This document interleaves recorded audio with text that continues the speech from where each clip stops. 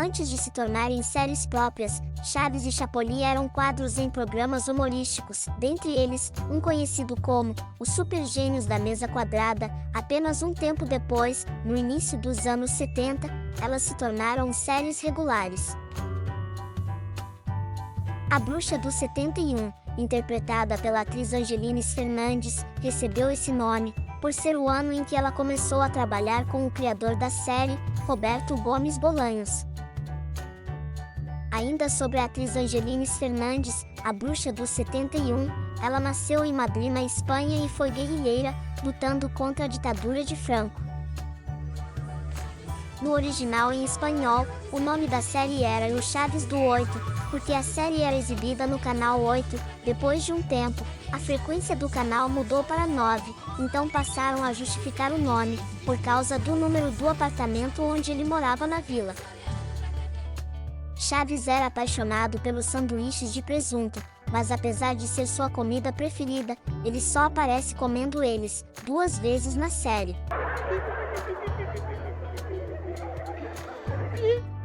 Em uma determinada temporada da série, em 1974, a Chiquinha, interpretada pela atriz Maria Antonieta de Las Nieves, fica sumida e usam a justificativa de que ela estava na casa das tias. O que aconteceu na verdade é que a atriz tinha ficado grávida e precisou se afastar por uns tempos. Ainda relacionado à curiosidade anterior, durante a ausência da Chiquinha, criaram outra personagem para ocupar a lacuna, a personagem Pops, interpretada por Florinda Mesa, que também era a Dona Florinda. Inclusive, no início da personagem, ela era fanha, mas os pais de um fã falaram com Roberto Bolanhos que o filho deles também era fanho e por isso sofria com as piadas na escola. Depois de um tempo ausente, a personagem retorna com a voz normal. No entanto, aqui no Brasil, foi o contrário. Ela não era fanha no início, mas depois passou a ser. Os últimos episódios de Kiko na série, interpretado pelo ator Carlos Villagrán, foram os das férias em Acapulco. O ator havia aceitado uma proposta de fazer uma série na Venezuela. Na série, foi usada a justificativa de que ele havia ido morar com a madrinha. Antes de viver o Sr. Barriga na série, o ator Edgar Vivar era médico no México. Vocês lembram do Jaiminho Carteiro? Ele vinha da cidade de Tandamandape, cidade essa que realmente existe. É uma cidade bem pequena e se localiza ao noroeste do estado de Michoacán. Inclusive, na cidade, foi feita uma estátua do personagem, em homenagem ao ator. O irmão de Roberto Bolanhos também fazia parte do programa, se chamava Horácio Bolanhos. Ele interpretava o Godines e faleceu de um infarto em 1999.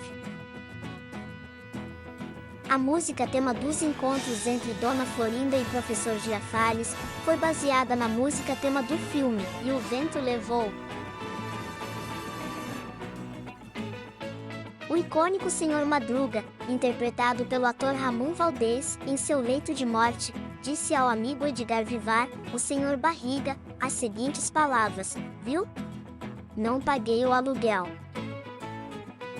É dito que no velório de Ramon Valdez, a atriz que viveu a Bruxa do 71, não conseguia parar de chorar e se negava a sair do local. Kiko e suas bochechas de bulldog velho não eram enchimento, o ator conseguia enchê-las de ar e falar sem nenhum problema. O famoso e icônico Ai do Professor Girafales foi uma ideia do próprio ator Rubem Aguirre, inspirado em um professor da sua infância, chamado Celaio Rodrigues, que possuía o mesmo hábito. Segundo a Televisa, Chaves foi a série mais assistida da TV mexicana e foi dublada para 50 idiomas.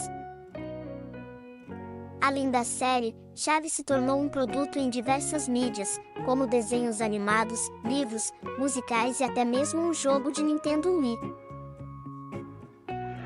O bordão icônico do Sr. Madruga Só não te dou outro.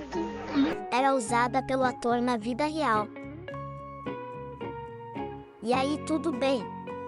Sério que você chegou até aqui e não deixou seu like e sua inscrição? Ai, que burro, dá 0 pra ele. Então já deixa aí para fortalecer o trabalho do canal. Muito obrigado. Sigo meus bons? O figurino da Chiquinha era feito pela mãe da própria atriz, intérprete da personagem.